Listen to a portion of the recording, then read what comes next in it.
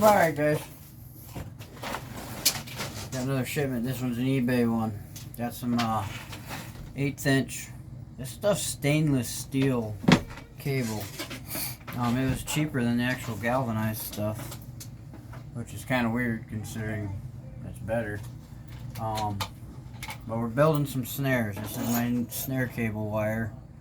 This has got over 1,000-pound tensile strength on it, so I'm thinking this will actually be better than the normal ones I make. Plus it came with cutters. So like 60 bucks you get a pair of cutters and a 500-foot roll of cable here. I've already made about a dozen snares, but yeah, that's pretty cool. I might just have to keep that one in mind, and I'll probably be ordering a bunch of them. So you can never have enough of these for your disposable stakes. You could cut them out. But at any rate, we're going to be building a couple of my snares, how I design them. I got my, I'll get you a shiny one. My cam locks. These are non-relaxing cam lock. Not much to them, but I'm using black ones just because those don't stand out nearly as bad. And this is pretty simple. I take your cam lock, run it through, get yourself a loop, run it back through the hole here, and then from there, it's just an 1/8 inch stop crimped on.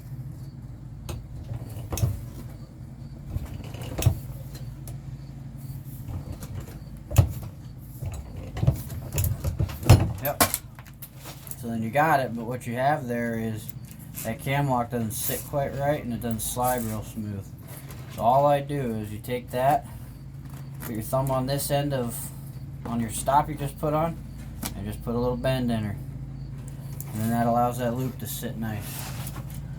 And you could always try to adjust that how you want. I like a teardrop.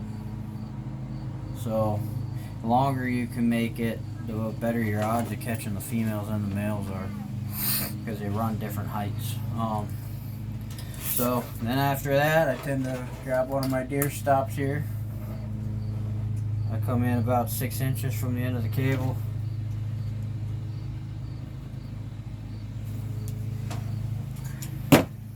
Yep. There's your deer stop. What that does is it prevents it from closing down. That's a little bit bigger than it's about a 2 inch. And I'll adjust them as I get there. I'm just putting them on now, but so that nice smooth running. So I tend to make my loop I want, and I kind of hold it the height off the countertop to the bottom, which I usually want to go about 10 to 12 inches, and I always give myself a couple extra inches, and then I hold it where it's staked to the ground, pull it, cut it. Grab another stop, and then your swivels. And then you put another stop on her.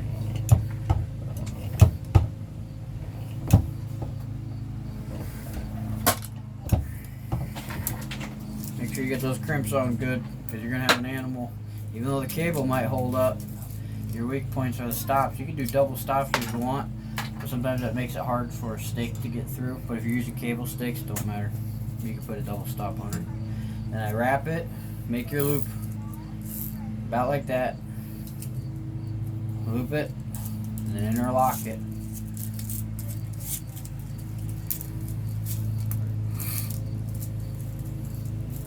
Not much to it. I've already made 2 dozen, plus 2 now, so I'm making these ones. I'm hoping I could sell them.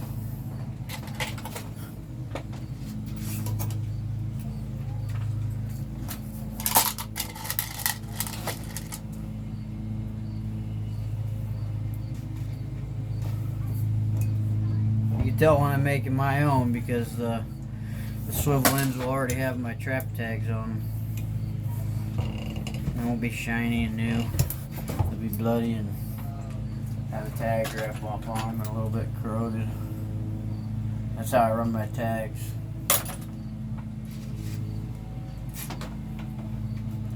I do that on my chains as well. They just have to be plainly visible, and as long as DNR can find them. But what's nice about running them that way is it keeps other people from being able to see them. So again, figure your loop. This one's going to probably end up being a little too teardropped. Figure your loop, come about that high off the ground. Figure out where we're staked at. And give her the nip.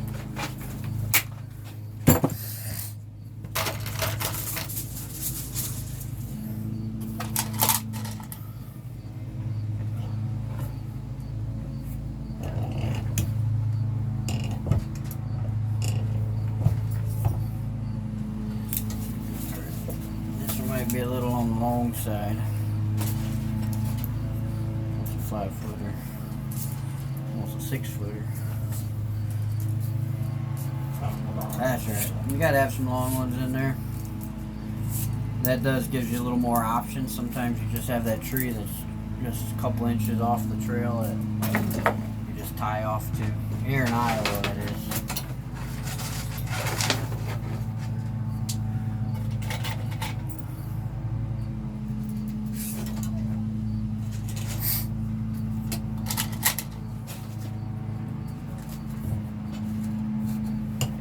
Now, how many of you guys run snares? And if you do you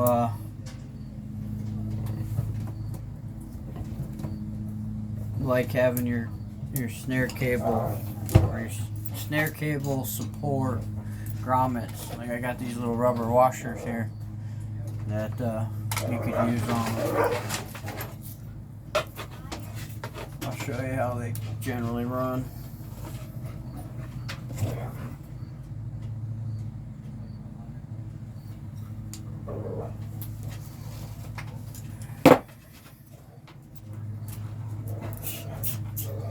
Make your loop, put your cable.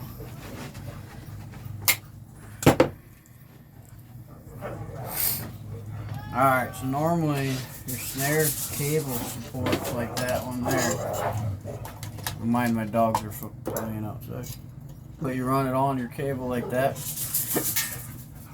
and it free flows. And what that does is allow you to stick another wire inside of there. Kind of like, that's not exactly it, but that gives you the idea. So you run another wire in there, and then that one will go into the ground for your supports. I don't run them like that. I don't like it. I mean, it's all idea. It's okay, it works. But if I do it, I generally run like a double ferrule on there. Same principle. But I don't have the control of being able to torque it because it just free floats in there. So what I generally do, I don't know if I have any wire, but I'll just pinch the wire onto the cable right behind my loop.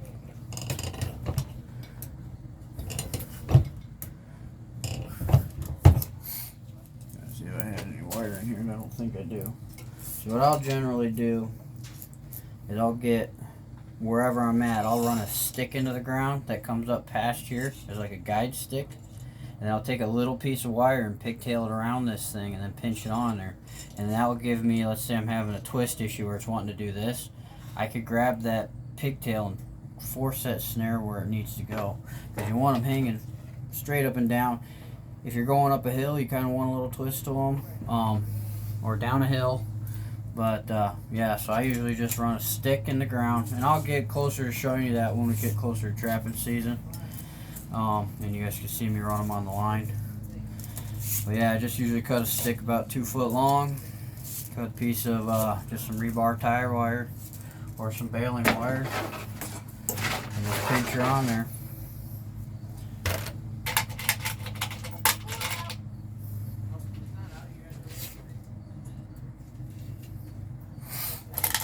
So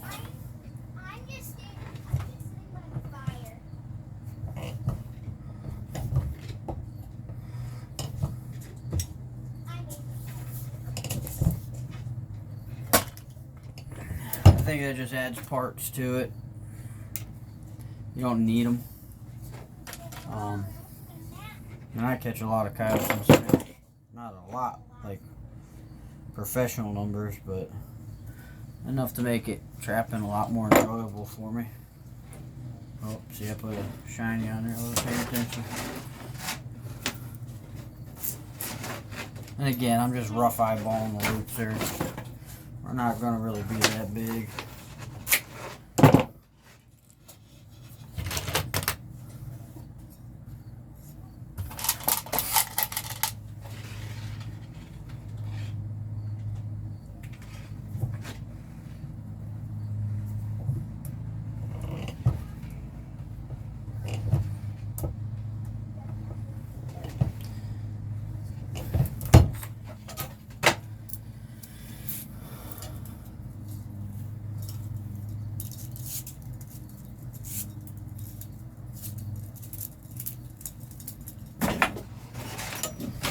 Yeah, that's about it. Not much to it. Just a tedious process.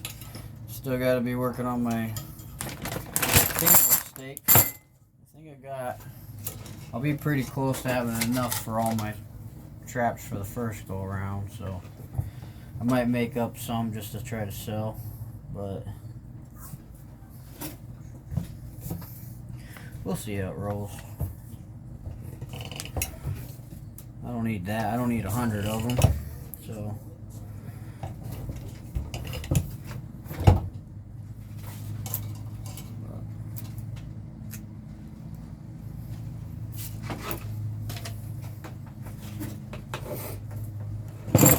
now when I'm ordering stuff, if you guys are curious where I order most of my stuff from, a lot of it I like ordering from Funky because I get it within a couple of days of ordering because they're local here in Iowa. And but I also got to watch the bank account too, and sometimes it's cheaper ordering from eBay or Amazon or whatever you have it, so just got to figure out what's within your price range.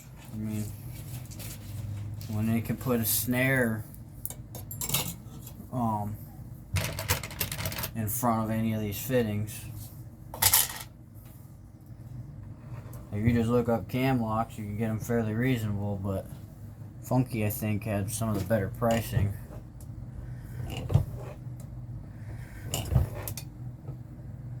And plus, I had to order a bunch. The only thing I wish Funky would do is get some free shipping for, say, over $100 of purchased materials. That'd be nice. I know there's a company out of Minnesota that does it, and I kind of like that, but they're kind of getting out of the trapping side of things, I think. But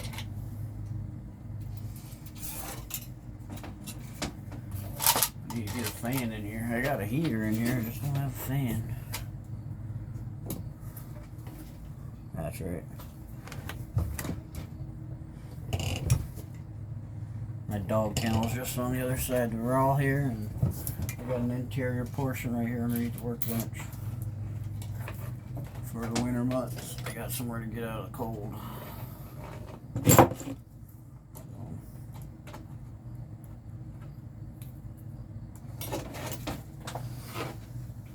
In these deer stops, here's something for you. If you're nervous about the size, you can always make them bigger.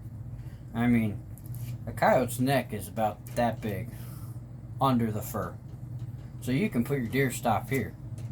That'll keep it from choking that coyote out. So, as long as you're under a 5-inch loop, you can put your deer stop at anywhere in this point. Well, besides here. So anywhere from here to here, you can run your loop. And I've had some where they're all the way up here where I wasn't paying attention. I snapped them on. I was like, well, that's definitely legal. So, but that's probably about minimum size. Like I said, they want you to be able to release it, have a deer, if he happens to walk through it, be able to pull right out of it. So, that's the purpose of them. And again, that's why they call it deer stops. If you're super worried about it, you can run breakaways too in case you get them on the neck, because I've done that. It's not fun releasing a deer out of a snare.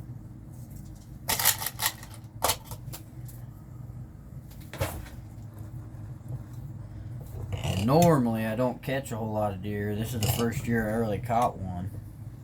And but I've been running my snares just a little bit higher, trying to get a little more out of the coons. And I get a lot of coyote knockdown when I was only running them 7 to 8 inches off the ground. But that's the height of a female. Make your loop, set it that high off the ground, you'll catch every female that walks down that trail. But if you want to catch a male, you want to elongate that loop and bring it up about 10 inches off the ground, and then you'll start catching them big males. Amazing, a couple inches, and I started catching.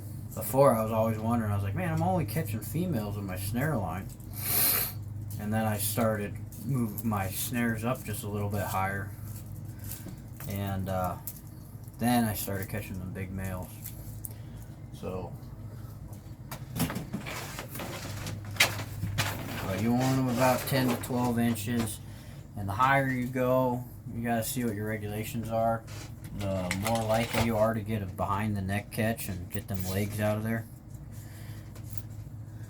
So, and that's where you want them. You want to kind of catch them behind the ears.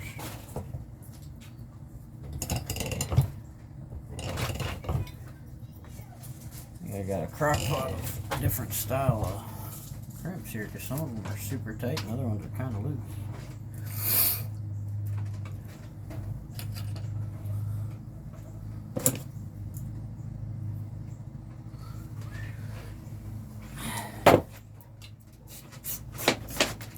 And again, take what you want with a grain of salt. I'm no expert trapper. I just do it because I love it. And it's just stuff that I've learned over the years.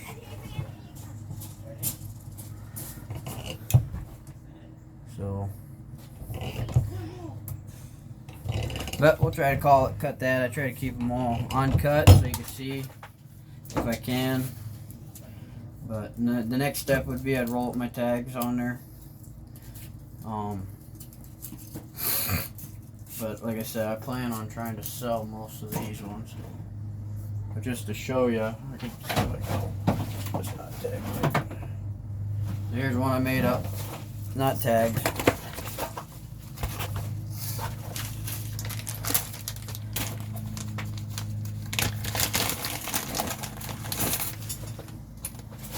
So I just generally take my tag, and it's got a curved edge on there, and I just take it, hold it on there with my thumb, and just keep doing that until she's rolled up.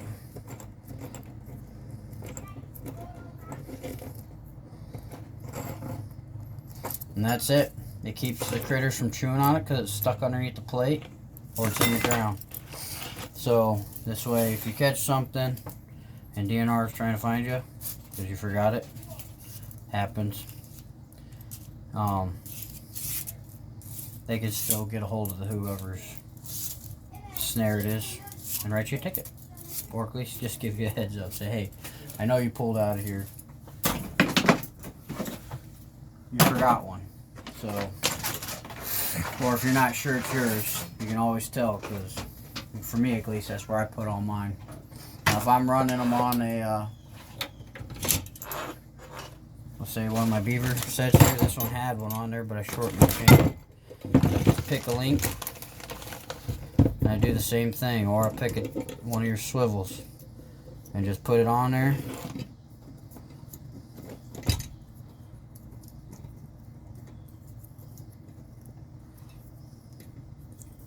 And that's all you need.